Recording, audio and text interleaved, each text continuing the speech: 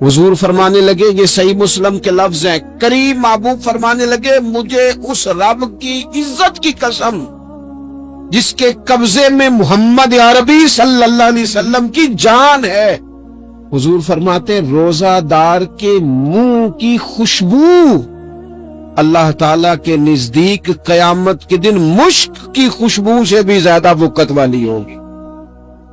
اس کے منہ سے جو خوشبو آتی ہے قیامت میں مشک پیچھے رہ جائے گا، اور رب کی بارگاہ صرف روزہ دار کے منہ سے۔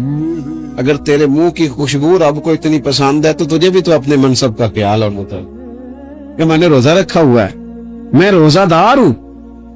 اللہ کے حبیب علیہ السلام نے فرمایا روزہ رکھ، اس کی مثل دوسرا کوئی عمل نہیں۔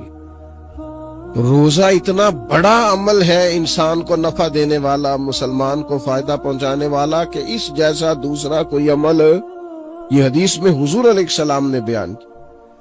اب روزہ اتنی بڑی سعادت ہے، اور کرنا کیا ہے؟ اللہ کے حکم سے کھانا پینا۔ جس وقت اس نے کھانے سے روک دیا اس وقت رک جانا ہے، جس وقت اجازت دی ہے اس وقت کھا لینا ہے، لیکن نفع اتنا ہوگا کہ حضور فرماتے ہیں اس جیسا دوسرا عمل ہی کوئی نہیں، اتنا فائدہ مند کام ہے۔ حضور فرماتے ہیں سارا سال جنت سجائی جاتی ہے، کس لیے؟ حضور فرماتے ہیں رمضان المبارک کے لیے سارا سال جنت سجا دی جاتی ہے، اس کو تیار کیا جاتا ہے رمضان کی سعادت افروز گھڑیوں کے لیے، ان مقدس ایام کے لیے جو لے کر رمضان سایہ فگن ہوتا ہے، اس کے لیے پورا سال جنت کو سجایا جاتا ہے، تزئین و آرائش کی جاتی ہے، اور رمضان آتا ہے تو کریم کے کریمانہ فیصلے ہونے شروع ہو جاتے ہیں۔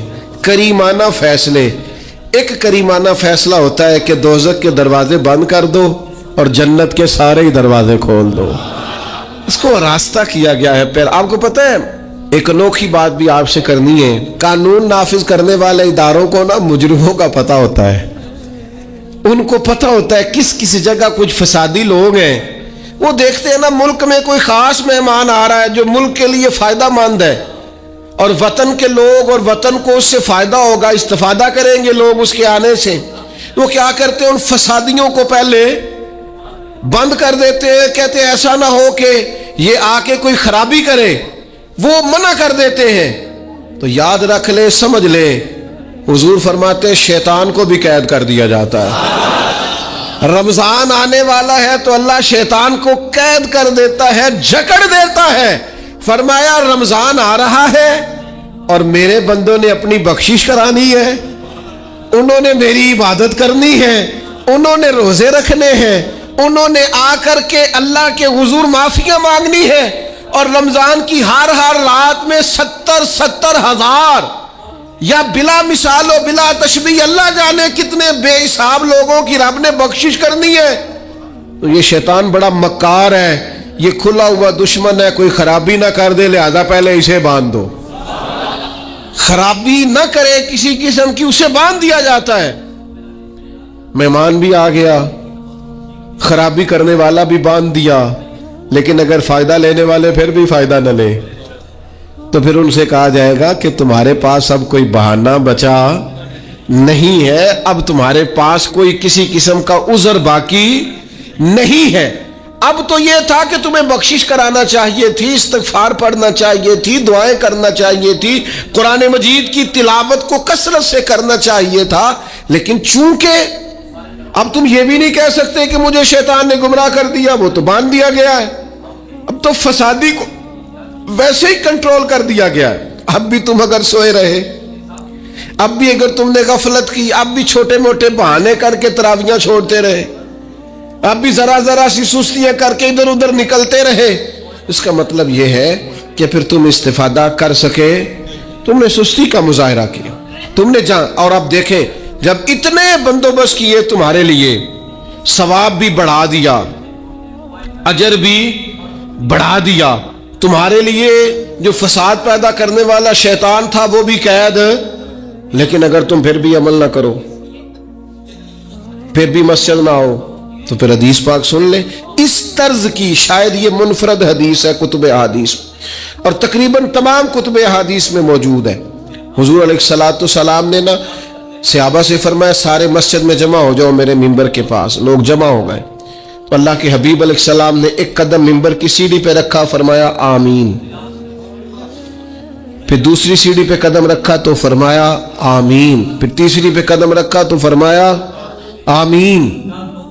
تو صحابہ کو بڑا تجسس ہوا. انہوں نے بعد میں عرض کی یا رسول اللہ صلی اللہ تعالی علیہ وسلم کرم فرمائے, بندہ نوازی کرے, ہماری رعایت کر دے, یہ کیا معاملہ تھا؟ تو حضور فرمانے لگے میرے پاس حضرت جبریل امین حاضر ہوئے. یہ رحمت للعالمین نبی کی بات سنا رہا ہوں. حضور کریم ہے. کریم فرماتے ہیں کہ حضرت جبریل آئے اور میں نے ابھی ممبر کی پہلی سیڑھی پر قدم رکھا تھا تو انہوں نے عرض کی یا رسول اللہ صلی اللہ تعالی علیہ وسلم ہلاک ہو جائے وہ شخص جو آپ کا نام سنے اور آپ پر درود و سلام نہ پڑھے. تو میں نے کہا آمین. پھر حضرت جبریل عرض گزار ہوئے یا رسول اللہ صلی اللہ تعالی علیہ وسلم وہ ہلاک ہو جائے جس نے بڑھاپے میں والدین کو پایا اور ان کی خدمت کر کے بخشش نہ حاصل کر سکا. میں نے کہا آمین. اور کریم فرمانے لگے پھر حضرت جبریل نے عرض کی یا رسول اللہ ہلاک ہو جائے وہ شخص جس کو زندگی میں رمضان ملا, جس کو اس ماہ نور و سرور شہر رمضان الذی انزل فیہ القرآن, رمضان کا وہ مہینہ جس میں ہم نے قرآن نازل کیا, جس کو ماہ مبارک, ماہ نور و سرور, ماہ طیب, ماہ مبارک رمضان ملا, پھر وہ اپنی بخشش نہ کرا سکا, وہ ہلاک ہو جائے. تو حضور فرماتے میں نے بھی کہا آمین. اللہ تعالی ہم سب کو محفوظ فرمائے. میں عرض کر چکا ہوں کہ جب ثواب بھی بڑھا دیا گیا اور جب طاقت بھی بڑھا دی گئی عبادت کی اور جب برکتیں بھی زیادہ ہو گئیں, نعمتیں بھی زیادہ ہو گئیں, رکاوٹ ڈالنے والا, رخنا ڈالنے والا شیطان بھی قید کر دیا گیا, تو اب بھی کوئی شخص اگر توجہ ہی نہ کرے, رجوع ہی نہ کرے, تو پھر اس کے لیے یہ حکم آیا کہ وہ ہلاک ہو جائے, پھر وہ برباد ہو جائے. جب اتنی سعادتیں موجود ہیں, اتنے بندوبست کیے گئے ہیں, جنت کو سجایا گیا ہے. رمضان شریف میں